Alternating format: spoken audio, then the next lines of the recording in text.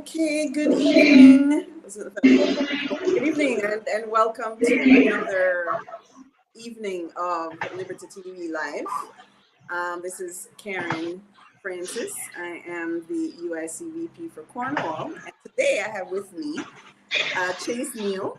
He's the VP for Middlesex for UIC as well.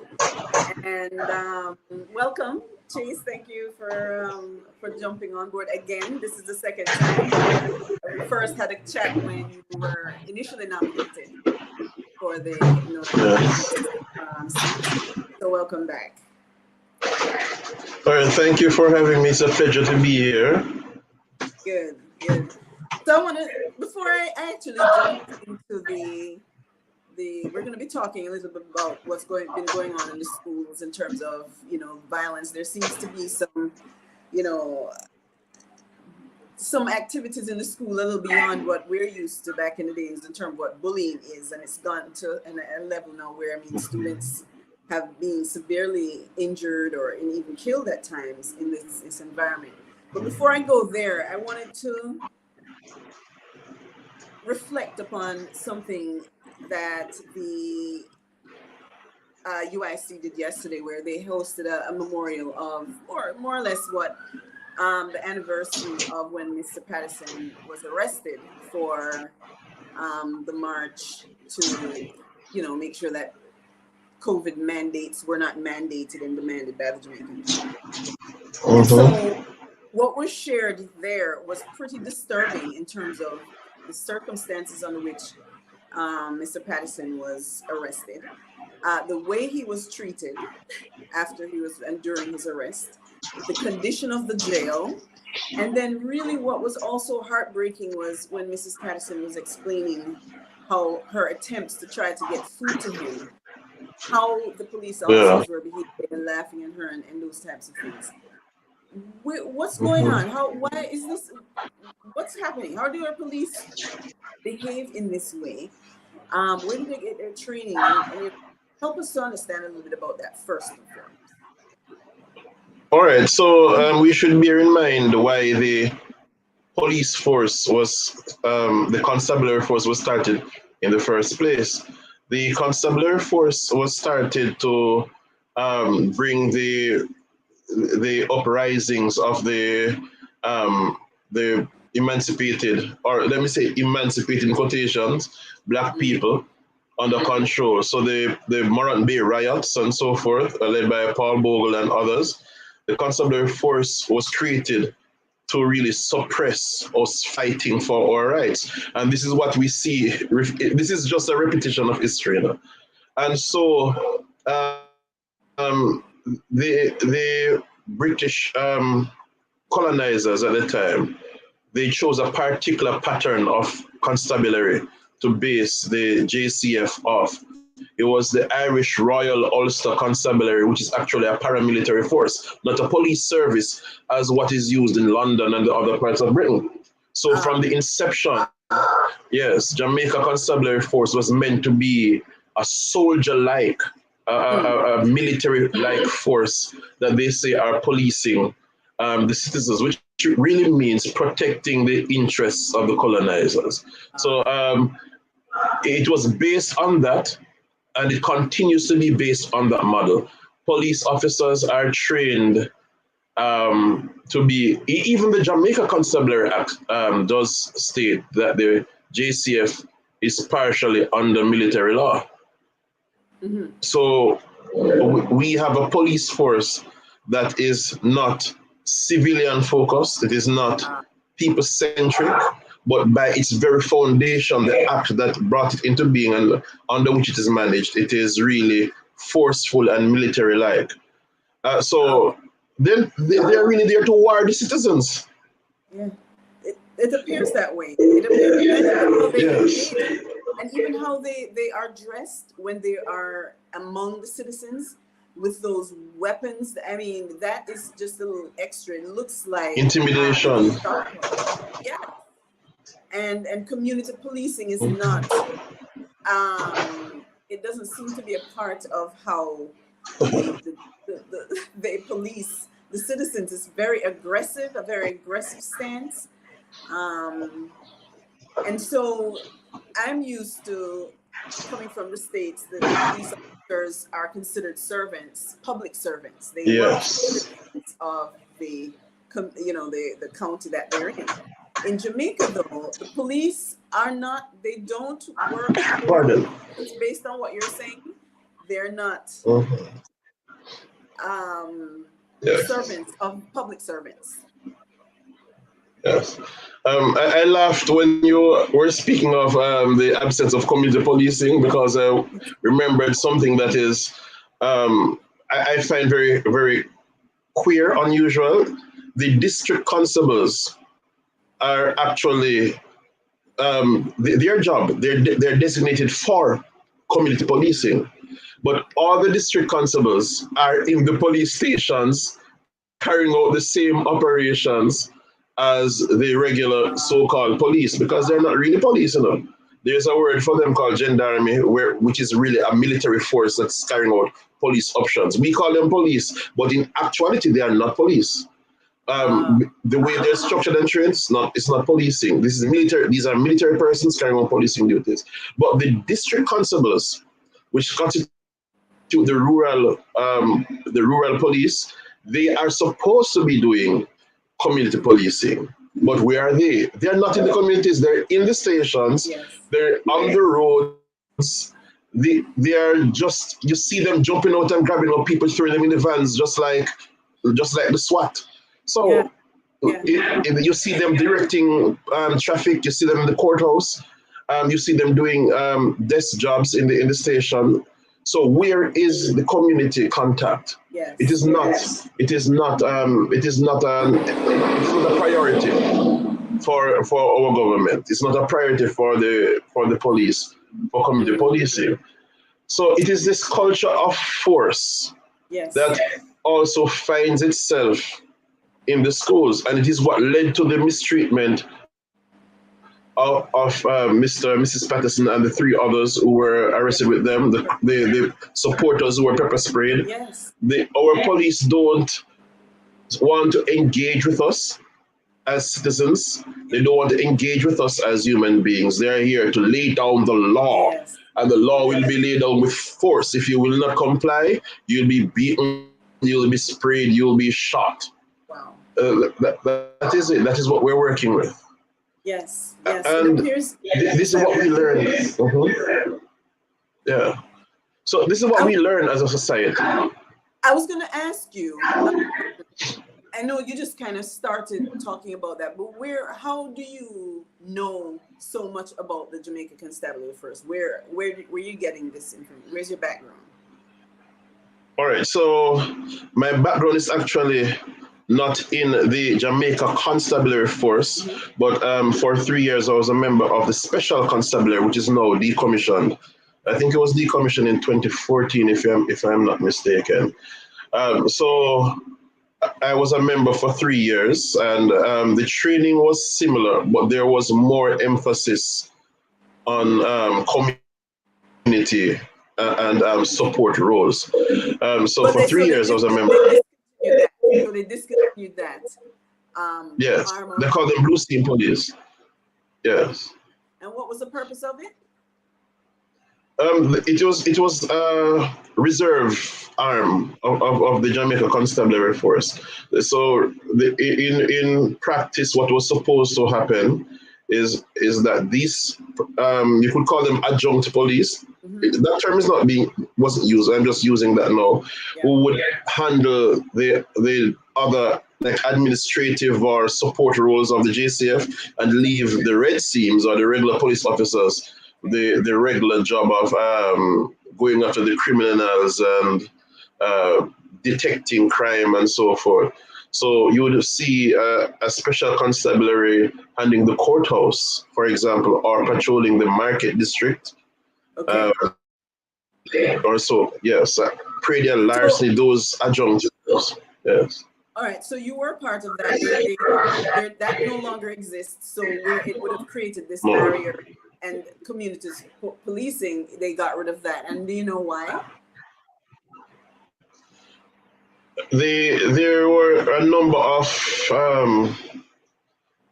reports, carried out some investigations into how to make the police more efficient, how to increase Jamaica's security. I'm not remember the name of the paper and the recommendation now, but so there were around 8 recommendations, and the government chose one to streamline the police force by combining the Island Special Constabulary with the Jamaica Constabulary Force.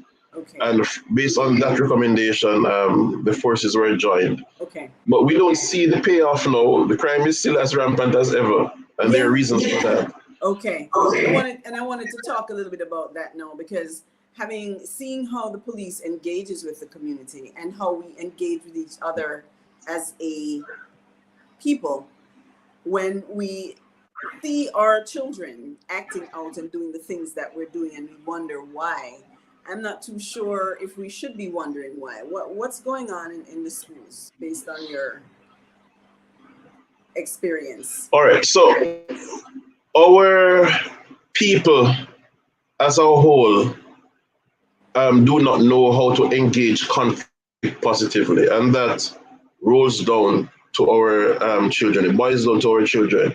We don't know how to, for the most part, how to discipline with love and discipline with discipline. Yes. We have seen many videos, for example, of mothers who are angry stepping in their children's face and all of that. We're in a violent society. Yeah. Our society is taught to use force and abuse in the schools, in the homes, in the media. This is a fear. This is what we're exposed to. So it becomes a part of our psyche. Yes. For us to react this way. And that is why I know you didn't ask for recommendations, but I'm just stating it there, our solutions. The UIC education plan, the first point of our education plan looks at teaching our students how to understand human relationships, how to understand themselves and understand money. But really, understanding self looks at your emotions. Why are you reacting this way? What is it that causes you to react this way? And what is the better way to go about it? Understanding human relationships also looks at how to positively solve conflicts and achieve an end that works for the best of us. Now, this is done in other countries. Like, for example, Japan, the first 2 years of schooling is dedicated to social skills and so forth. So we could do the same to achieve a Jamaica where our children know how to solve conflicts.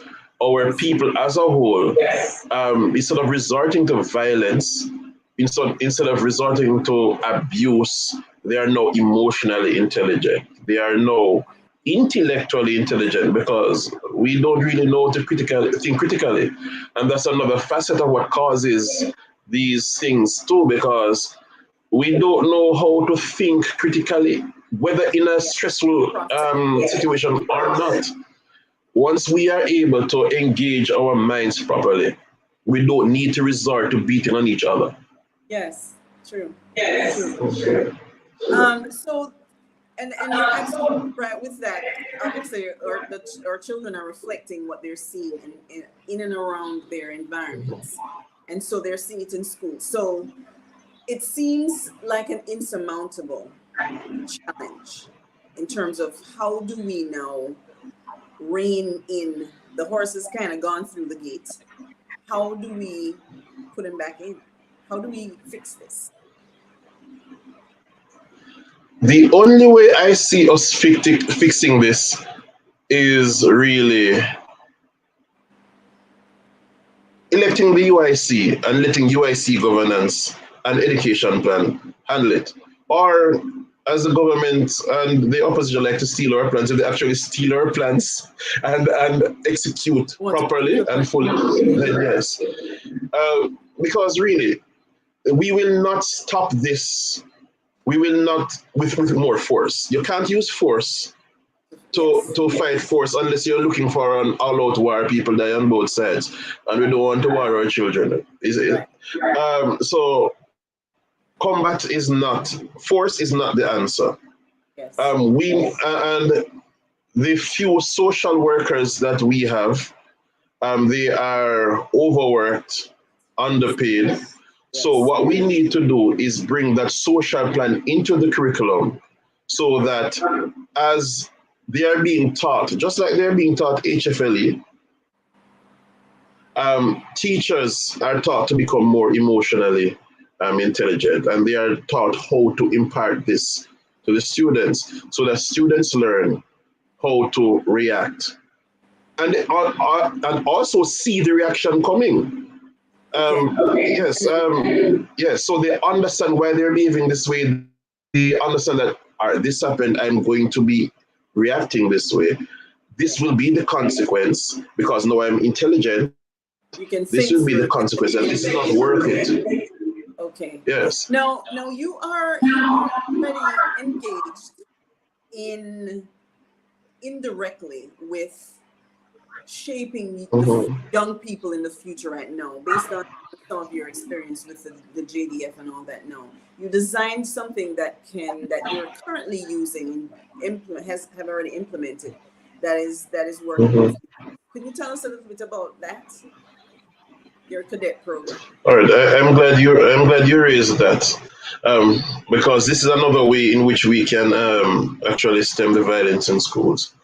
I am a member of the Jamaica Combined Cadet Force. I've been a member of the force since 2004, and the Jamaica Combined Cadet Force is a youth program that uses military skills and community community outreach activities to develop our youth's discipline and their leadership. However, I found some flaws in the system. Hmm. I also was involved with Scouts, and what I did was take the best part of Scouts and the best parts of the JCCF, that's the Jamaica Combined Cadet Force, and a Okay. little from another cadet organization in Canada, the Queen's York Ranger Cadets, and I Okay. created the Ranger Cadet Combined Corps in 2012. So we have been using this program not as soldier-like as the JCCF, but there are still paramilitary skills there. But Okay. so we use the brotherhood from Scouts, the military side from cadets, and the various activities, and there's a creed that they seek to live to, and we use Okay. a lot of awards. So to bring out the full potential of young people. So we do a lot of activities such as foot drill. There is fieldcraft, learning to move and survive in the field, Okay. most usually the bushes. They learn navigation with maps. Okay. Um, they're exposed to peer counseling, Okay. public speaking, martial arts, first aid, Nice. search and rescue, a lot of activities, so Great. that what we have is a well-rounded person. No, this is an extracurricular activity, but what I find is that the extracurricular should be part of the curriculum, because this is where you develop this is where personal development comes in, where you actually develop the social skills of the children. You Yes. develop their other skills too. Children learn to speak properly. Children learn to work Critical with thinking. others. They develop their teamwork, critical thinking too, because they have Yes. to solve problems that they normally would not in the classroom. Yeah, That's right. so I think the government of Jamaica needs to put more emphasis on what we call extracurricular. It is Activities. often more important than the numbers game, as I call it. Yes. Um, I used to be a teacher in the public sector, and to me, it is meaningless when our Mm. children pass high school and they still don't know how to engage in life. All Yeah. they have is a bag of subjects, and Yes. and they're still underemployed. Yes. They don't know how to engage with the work world because they have not been a part of any of these school programs. Right. That's correct. Those who are part of, yeah, So you were saying, you know, when I asked what the solution was, you actually have the solution. You're actually implementing it. Yes. And as a whole, you're saying that once elected into office, the UIC would implement things that would make young people more rounded, not just be focused on the academic, and not just academic, but academics that is actually relevant in today's work world, not just memorizing information to pass an exam Exactly. based on some outdated, you know, methodology, but actually implementing something that can prepare young people for the future and for Jamaica's future. So you actually, Yes. all the skills that you mentioned, this is how we need it. We actually do it through these extracurricular youth programs that are in place, where they have an opportunity to engage with each other, engage with the community through community service and different types of activities. That's how these skills are built. So you're Yes. already doing That's that right true. now.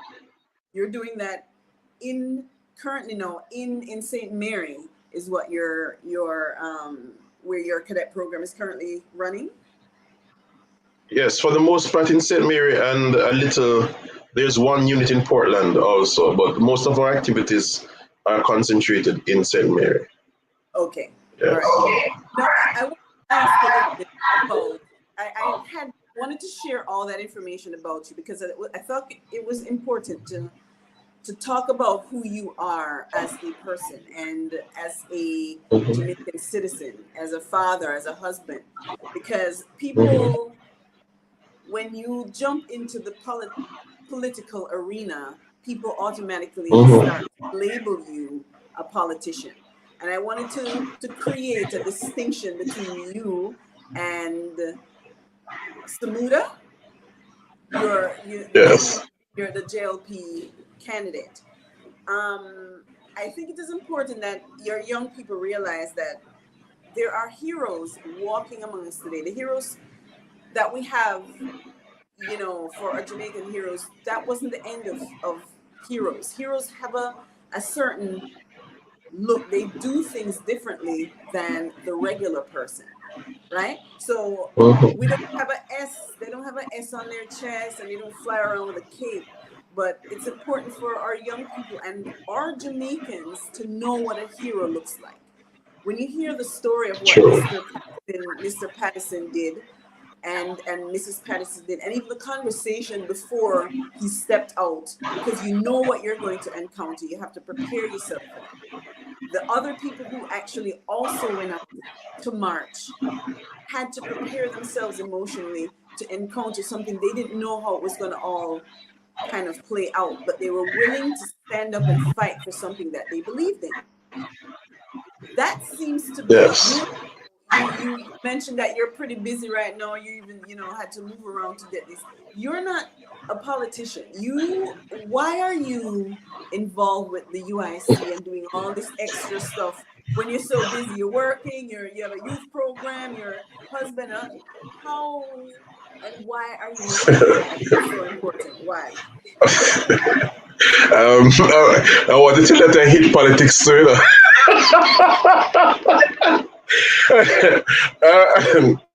I actually don't like politics, but here's the thing. If we are going to improve our lives, there is no other means that we're going to do so unless it's through politics. So Mm-hmm. you hinted that yes, I work as a teacher. I'm a private teacher by day. In the evening, I'm a watchman, and at night I study because I'm studying for my doctorate in naturopathic medicine and Wow. one also in metaphysical science. So yeah, so but I have to make time because I love my country. Now, since I was in grade 9, my teacher at the time, my civics teacher, Mr. Martin Murphy, taught us about the how government is made up. And some things from them didn't make sense to me at all, at all, at all. I couldn't understand why the embodiment of Jamaica, the representation of the people, the head of state, at the time was Queen Elizabeth. It still makes no sense that it's King Charles. Yeah. They don't know what it's like to be Jamaican. They don't have the Jamaican experience. They have not been through. In fact, they have been the cause of many of our sufferings. They cannot represent us. I could not understand also how Jamaicans saw it as valid that the Prime Minister and the leader for the opposition were the ones who the Constitution says they nominate, but it's them appoint the senators, because it's not like the Governor General can say no. These men suggest these persons, or these persons suggest these persons as senators, and the Governor General has to sign it into law. It's not like he can say no. So I thought that our system needs to be revamped. And there are other things too, where ministers can just touch our tax dollars and do with it whatever they will and not consult the people. When I saw that Switzerland has a direct democracy where the people have a say in how their money is spent, and I said, "But something wrong with Jamaica." So, but I did not want to enter partisan politics, because even this partisan politics thing made no sense to me. I could not see, why do we need parties that divide people against each other? Why? Why? When you want to become a teacher or a nurse or so, you don't need to join a party. To go in a profession, and politics is a profession. So because of my dislike of the partisan politics and its conflicting nature, I decided that I would just do my best as otherwise and see how I could help others. So I started through the cadet force, also through churches and other avenues. No, it was because of my father that I actually decided to take up a leadership position in the UIC, because I saw it and I liked it, and I decided I would support the UIC. I did not want to go up front, because I really don't like being at front page. I like being behind the scenes. That's ironical. And you're the candidate for now. Yeah, so I actually prefer being behind the scenes. Even when I'm on parade, as soon as I'm finished, I'm gone. I'm not. When I'm preaching, as soon as I finish, I'm in the office. But anyway, Daddy, I showed Daddy the UIC, because there was some recommendation on YouTube, and they were talking about it was the then VP for Middlesex. Oh, I'm in the seat now. Yes. Okay. When VP for Middlesex was looking at how the UIC's model of governance is different, I said, "Well, this is what I'm looking for." But still, I was not willing to come up front and represent. So I showed my father. Now, my father was a PNP supporter, but he himself did not like the partisan system. So a long time ago, when I was a child, he was earmarked to be the counselor for Islington Division in Central St. Mary. But he was planning to give resources to both JLP and PNP, and they never want him. They never want that. They did not like that. You must look out for the comrades, and he stepped away. So when he saw what UIC stood for, he said, yes, he would represent that. But then it was during the time of the pandemic, it was 2021, he got sick with COVID-19 and asked me to hold the seat and apply until he got better. Yes, but he passed away September 12th. And so I continue in his stead. Because I was hoping for him to get better quickly so I can just take this thing from you. But he passed on yes. So that is why you see me here being, instead of in a support role, up front. Okay. I think a lot of people have similar concern. So when we talk about bravery and heroes, the absence of fear doesn't, you need fear in order to demonstrate courage. Is what you want to say. You need fear in order to demonstrate Yes. courage. You have to overcome Yes. the fear of, I don't want to be up front, I don't want to speak publicly, I don't want to do any of this. Really, I would rather work in the background. But you have stepped forward, just like all the others who have stepped out to advocate for their human rights during the COVID time, and those who have come on board with the UIC since then. It's not, those aren't, you aren't politicians. There are many regular Jamaicans who are just wanting to see a different country, and they're willing to step outside of their comfort zone in order to do that. And that seems to be what you're doing. And therefore, you don't fit in the category of a politician. You fit more in the category of a hero. At least we want our young people to start Thank you. Yes, absolutely. So you're now a candidate for Northeast St. And Yes. you want to know, distinguish yourself separately from Mr. Samuda and the other candidates. How are you different from those other two, and why?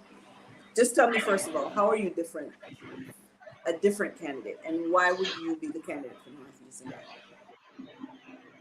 Well, I am not sure as to my characteristics, how different I am from the other two gentlemen, because I know next to nothing about them. I just know their names and what platform they're running on. But as it relates to my candidacy as a UIC candidate, what separates me from Mr. Samuda, first of all, is that my movement, the UIC, is not owned by the enemies of the people.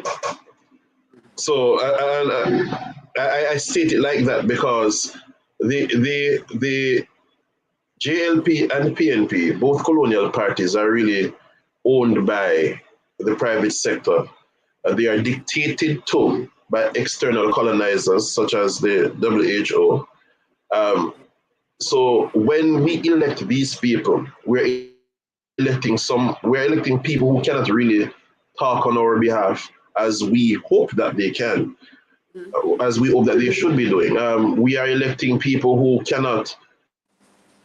really cannot, even if they wanted to, enact the real development and progress for Jamaica. No, the UIC, by contrast, is owned by the people, is funded by the people. If the people don't get involved, we're not going anywhere. When the people work and get me elected as a candidate, then PSOJ can't tell me anything, because even if I resist and they decide not to give me funding, they will not give me funding in the first place. Right. So the fact that I am a UIC candidate means I am not controlled by these external persons. I'm not controlled by internal nor external colonizers who want to reap our wealth and destroy our sovereignty. Now, as a UIC candidate, I also stand for personal sovereignty and responsibility. I stand for your right to your life, to do with it as you will, so long as you don't try to infringe on anybody else's rights through force or fraud. I stand for your right to your property, whatever your property is, whether it is your land, whether it is your home, whether it is yourself, your physical self. You have a right to it that nobody else does. So unlike the other candidate, I cannot be part and parcel of a plan or move to tell you what to do with your own body, as we saw back in the 2020 to 2022 era. So I am part of a movement, and I propose and support your right to your liberty. So that differentiates me. Also, I am not a person who you will see just because election time. I've been on the ground, whether I'm involved in politics or not, and I will continue to be on the ground. So the people will see me whether it is election time or not, because I am intimately involved in the activities on the ground. Now, I intend to to bring the same activities that I'm doing in St. Mary as it relates to youth engagement. Now, because I'm commissioner does not mean you won't see me, and that's very unusual with me because I'm a commissioned officer, and my rank is equal to a brigadier for those who even know what that means, or a rear admiral.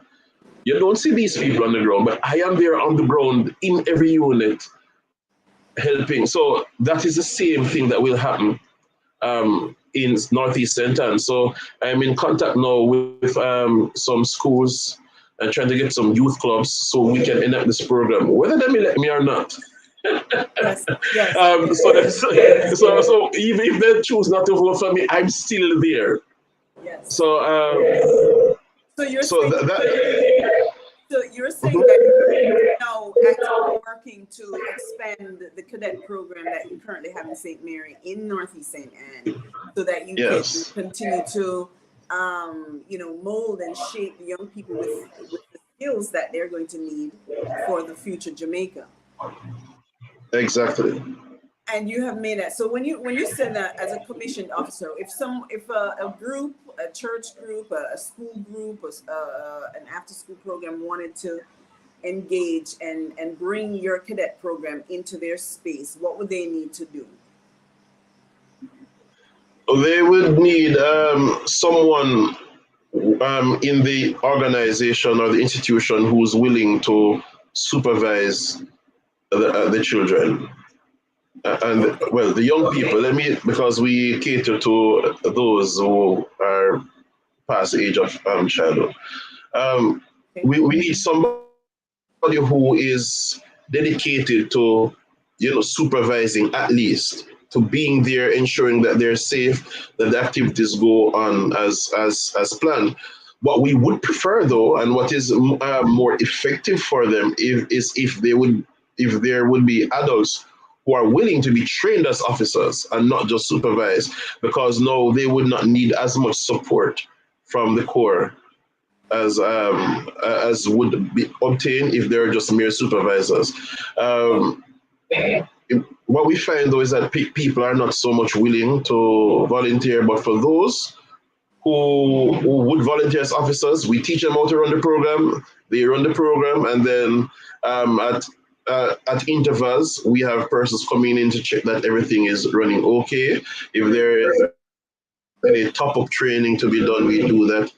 But for those who have just supervisors, then we have to send adults from Corps Command or from any nearby company to go there and assist with training Okay. while they are supervising. But at minimum, we need two persons who would be willing to at least supervise, Okay. preferably trained as officers. No, what age group do you target? You mentioned from children. What age group works within the cadet program? Or we cater to 8 to 24, 8 to from 24. ages 8 to 24, yes. Okay. Okay. Well, you also mentioned that, or at least that not mentioned, but I know that your involvement with UIC, beyond just the candidate, is that you're the education spokesperson for the Yes. and Yes. if for example there are educators or other members of the community who would like to become a part of this, any of the projects or anything that they'd like to be involved with the UIC, how would they do that? How would they get involved? Well, they'll have to go to the website first, uicjamaica.com, Okay. and sign up, whether as a volunteer or a supporter or a member. Okay. And the system would identify them. Even if they reach out to me, they still would have to sign up at UIC. But Sure. if you're asking if they want to be informally involved and not normally register, then they would reach out to the UIC number, 293-0812, and then What's that number they again? would, The all UIC? right, it just 283-0812. Okay. Yes. Or the myuicjamaica@gmail.com. and they would be responded to and put in contact with me. Okay, perfect. So, yes. And the reason I'm asking that is because I really want to make a clear distinction between, I've heard the word politician so much, and I sent a message in a group yesterday, and the person sent something back, and they said about, all you politicians are all alike. It was just, so I realized that people are frustrated, especially at this time when, we see what's happening with the Prime Minister and the current investigation that's going on. So there's a lot of distrust among people who are supposed to represent the people. And so instead of seeing your cape and Mr. Patterson's cape and all the other heroes that are out there and sheroes that are out there advocating on their behalf, they see everybody as a politician, and then no one does anything. Everybody kind of sits back and they're just like, I don't want to be involved. So you have over 70% of the Jamaican population is not involved in politics. They're not voting. They've just kind of exited from the system, and it is contributing to what we're seeing now. Because when you're not involved, then there's no change that's going to happen. What message would you send to people who are on the sidelines, not wanting to vote for a politician, but there's an election coming up where there's need for representation for the people next Monday, when they're having that election? What would you say to the 70% of people who are kind of sitting on the sidelines and are saying, listen, I don't trust anybody, I don't trust any politicians, and I don't trust you. Why would they and should they vote for you and the US? All right. All right. Before I do that, I just want to correct an error. The UIC phone number is 293, not 283. 293-0812. All right. What I would first say to those people who have no faith, rightfully so, I would agree with them because I don't trust politicians either. Ironic, because I'm by definition a politician. I engage in politics. I'd agree with them. I don't trust politics either. But I would also draw their attention to the fact that if we do nothing, nothing will change. But what we know as a fact, is that since 1944, we have been voting JLP, PNP. And JLP and PNP are controlled oppositions. They are, whatever difference they have is engineered and given to us to present as one side, but it's really two sides of one coin. So we are aware and we have lived through what happens when we vote for that one party with two faces. Right. And so we know for sure that what we will have is bad roads, bad education, poor water access, poor joblessness, because people who leave school are not ready to join the job world. We see the crime. We see no access of the regular Jamaican to services that should make them feel like decent human beings. Yes. This is what you get. You know you're gonna get that if you vote for JLP or PNP. Every election season there are promises, and yet this is what we have. But there's an unknown factor. What are we going to do? Sit down and say, wonder if, or are we going to try something new, something that we have control over, because we have no control over JLP or PNP. But if we, the people, choose the persons who will go to represent us through this platform, because what UIC is a platform for us to be engaged. Yes. So we are presenting a platform for you now who don't like the system because we don't like it either. That's why we present it. For us to come on board and work together to put in a system that works for us. So what I would present now is this chance for us to make a difference.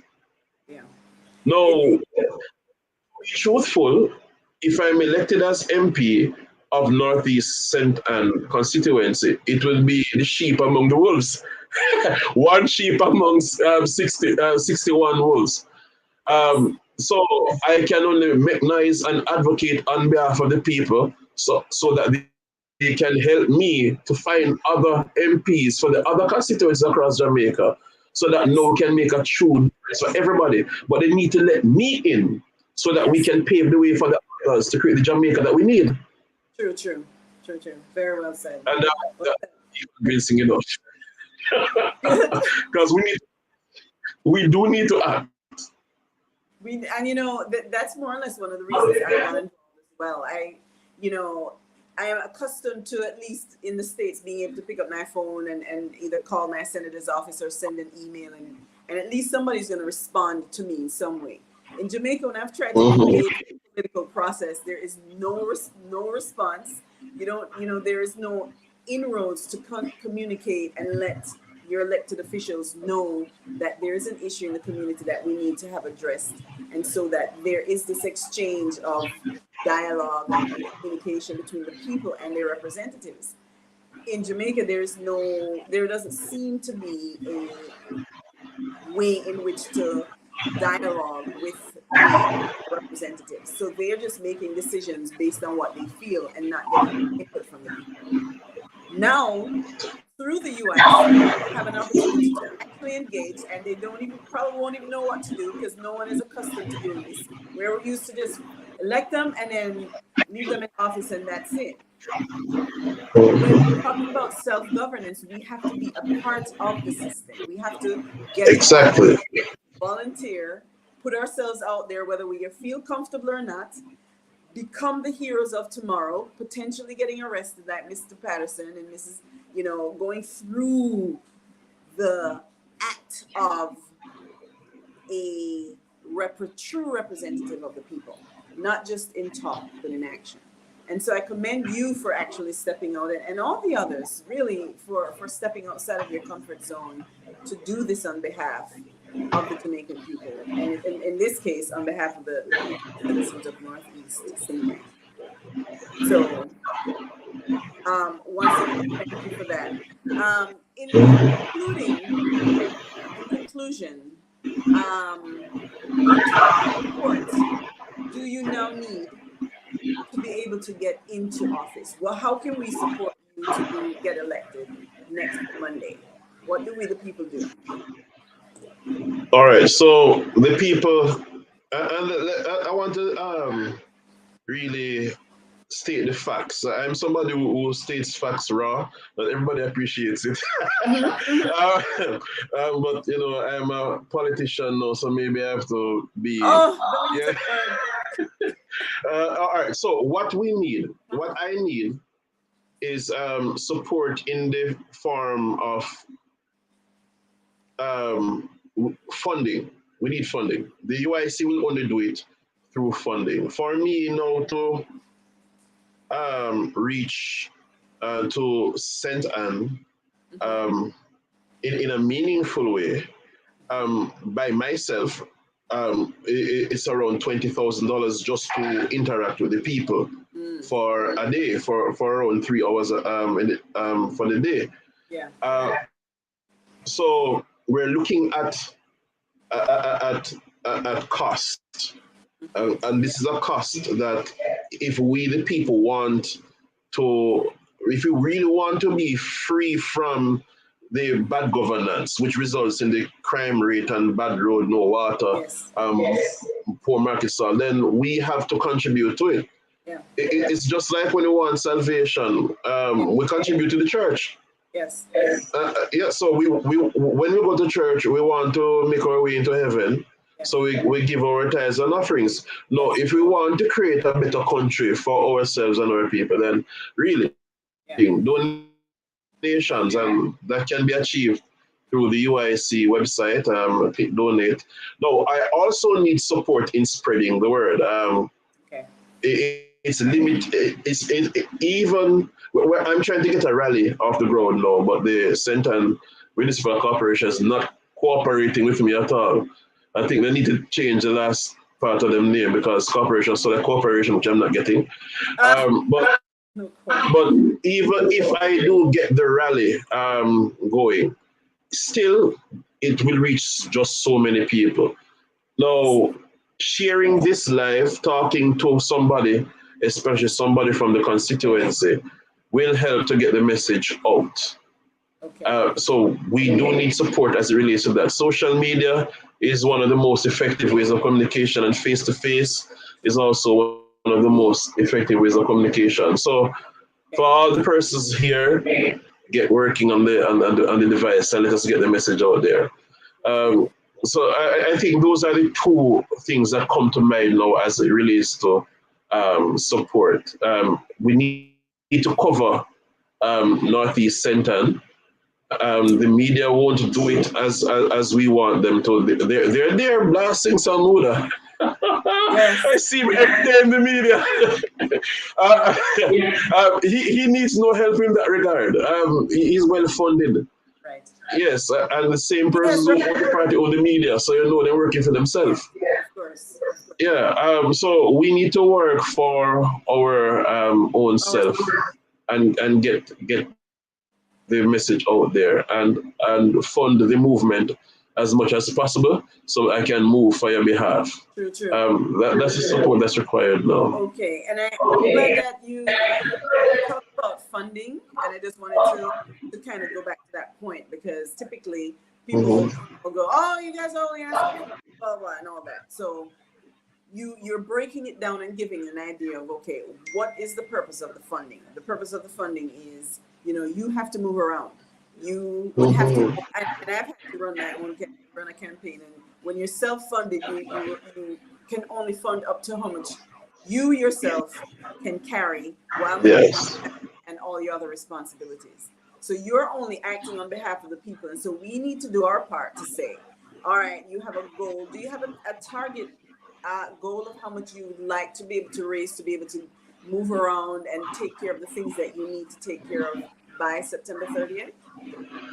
To tell the truth, I was working on that today, and the number keeps changing the more I look at the different communities. So Okay. I will have to give a definitive later Okay. through another medium because the life would have ended. You said that in one case it was about 20,000 to Yes. just move around. So at least you'll need that for a day. So, if we were able to set a goal of 500 US at least now until you're able to actually come up with those numbers, because cost and gas and moving around and doing Yes. those people who are actually working with you during the rally need some water, and you want to make sure that they have things as well. So these are the things that when people are saying, well, what do you need money for? Because the volunteers need to be taken care of, you need to be taken care of, things cost money. And so if we're going to kind of get this going, we want to have a goal that people can target and say, we want to shoot for 500 US or whatever that and they can actually make a contribution on the UIC's website. How would they get that fund to you, and how would they direct it directly to you? For the sake of transparency, I would prefer that everything goes through the UIC portal so it can be accounted for. Of course. I don't want anybody money in my hands and then they accuse me of anything. No, what I mean is, I know the UIC has a donation section where if you hit donate, they can actually make a contribution, and in the notes, put your name on there so that they know it goes specifically to your campaign. Yes. So that way it would be accounted for within the UIC's thing, but people can know it's going directly towards supporting your campaign for next week. Yes. And otherwise, they can call the UIC number 293-0812 and indicate that they want to make a donation to my campaign, and they'll be guided as to how to do that. Beautiful. Great. Yes. We want to create as much opportunity for people to get involved as possible, because I know we're not accustomed to doing it, and I know people are, usually reluctant to get involved, but UIC is creating an avenue where the regular Jamaican can actually get involved in their own self-governance, something they've never had an opportunity to do before, and they don't know how to do that. So one of the ways in which they can actually do that right now is to support the UIC candidate for Northeast St. Anne next week. But leading up to that point, you can jump online, volunteer to help get the word out, make a contribution to your Yes. UIC, and just share this information and get everyone out there remembering that if we're going to see the kind of Jamaica that we want to see, and that has been laid out in the UIC's manifesto, which people can also access on the website, uicjamaica.com. They'll have an opportunity to have a different Jamaica, one that provides for us a space where young people can thrive and grow and engage in a civil manner, and not have to engage with our authorities the way we see the police treating our people, and how we see our children treating each other in the schools. You are the first representative to be able to be in the position to represent UIC and the people. And I think it's a great opportunity for people to get involved, encourage them to support you and your campaign. And how to do that, we've explained on the website. Are there any final words that you'd like to share with the Northeast and to the citizens of that area? Yes, I'd like to say that what has been happening for the past 70 years, whether they know it or not, is that those persons who seek to destroy our progress, and we identify them as the funders and owners of the two parties, or the one system that shows itself as two parties. They have bought us out. They have created a system of poverty in Jamaica, so that we're dependent on them. It is they who have caused our currency to inflate out of control, so that our spending power is robbed. They have been robbing directly our dollars, so that there is never enough to give to development of the services, our hospitals, our schools, our roads, and so forth.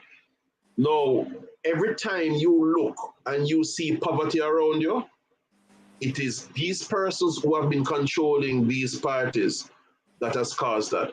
Poverty is a political tool. Now, what they have done is create this system so that at each election campaign period, they can give you $3,000, $5,000, and $20,000, so that you can vote them in and play a part in your own slavery and subjugation. No, and then you think you win. You win by destroying yourself. And that is just the truth. If you vote for the JLPNP, I call them as one because that is what they are. Yeah. If you vote that way,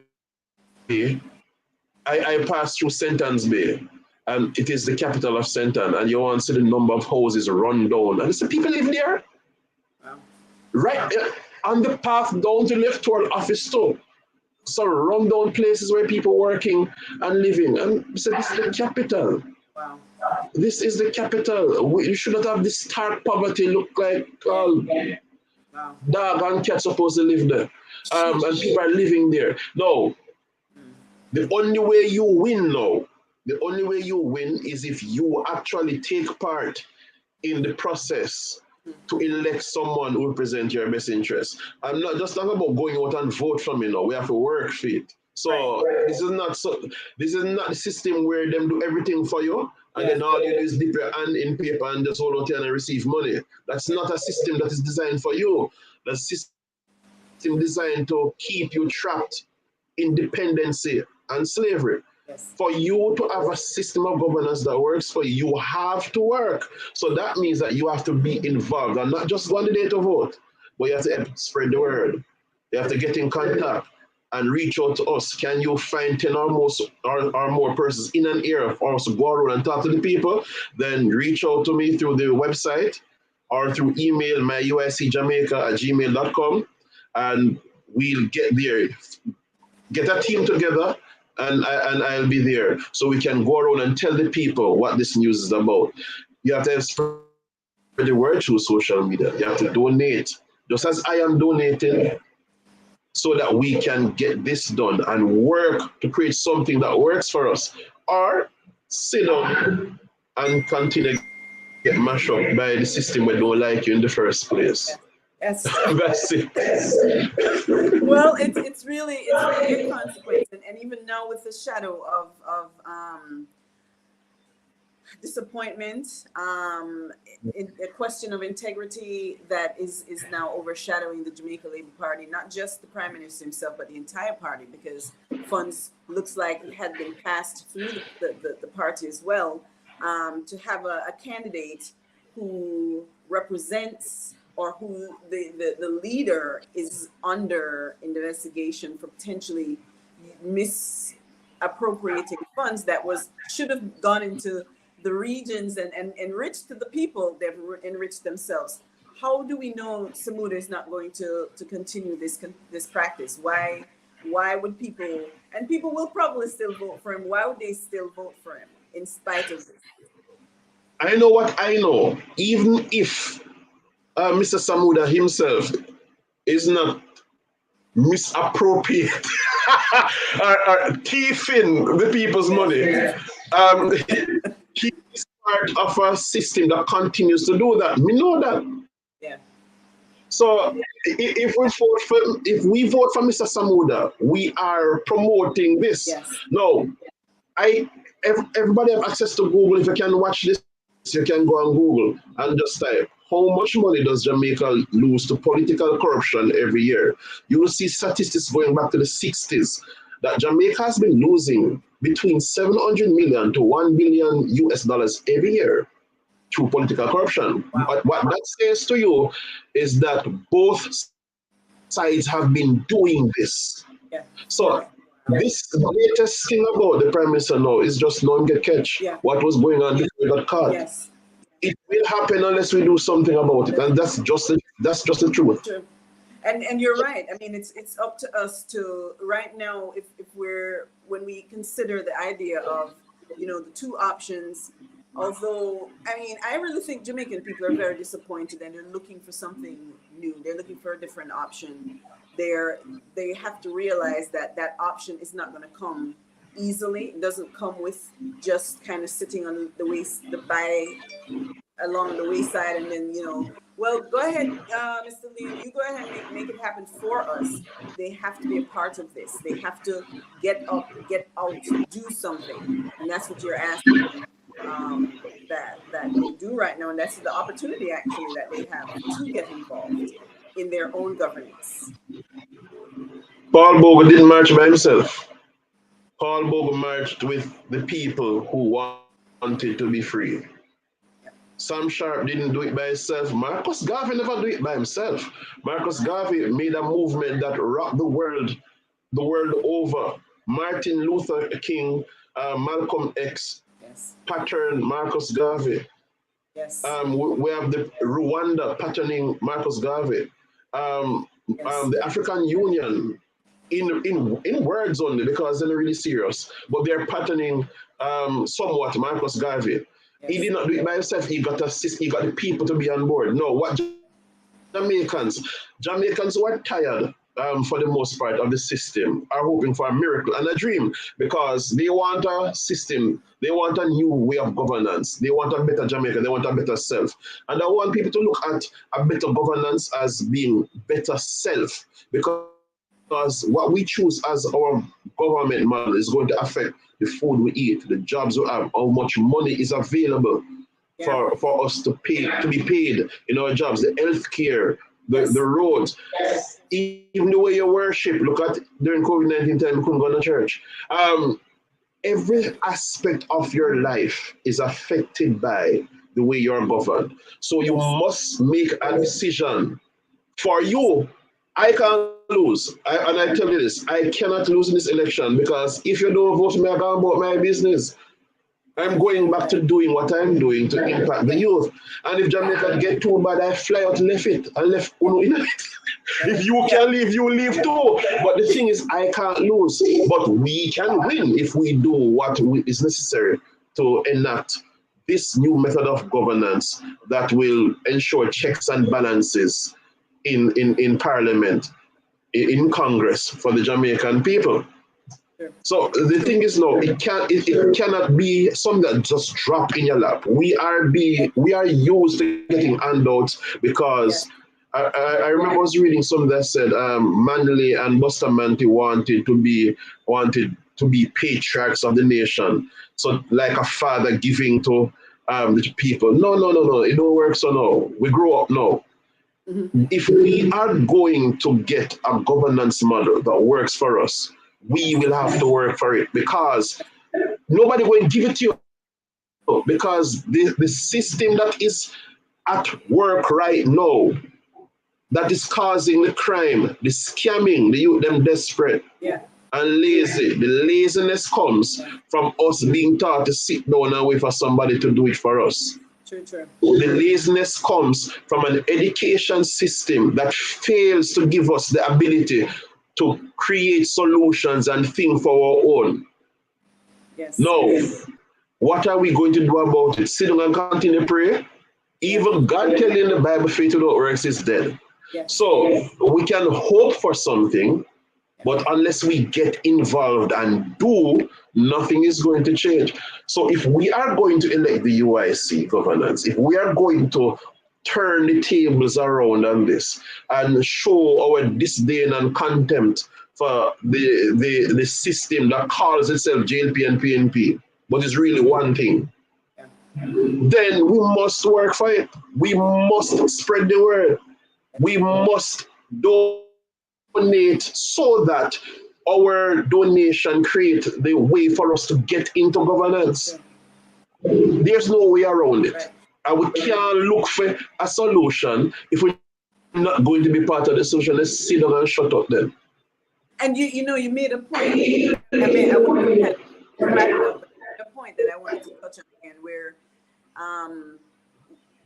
it's not, Jamaica isn't poor. Obviously, not at all. Money. Jamaica is wealthy with natural resources. Money is coming into Jamaica. It's just not making it down to the people, and that's the unfortunate thing. The idea, and I think that is the most disappointing thing about the whole situation, the Prime Minister. I see him going every day, giving out these little homes to these people and whatever, and he's enriching himself and watching women and children suffer while he enriches himself and his family, and then goes around under the guise that he's for the people. It is disheartening to see and know there are no hospitals. Our children are being, babies are being born and put on a little chair at the side because they don't have the proper medical facilities. And it's not because we don't have the resources or the money. It's because it's being misappropriated and enriching those who are supposed to be representing us. So we're going to take it back.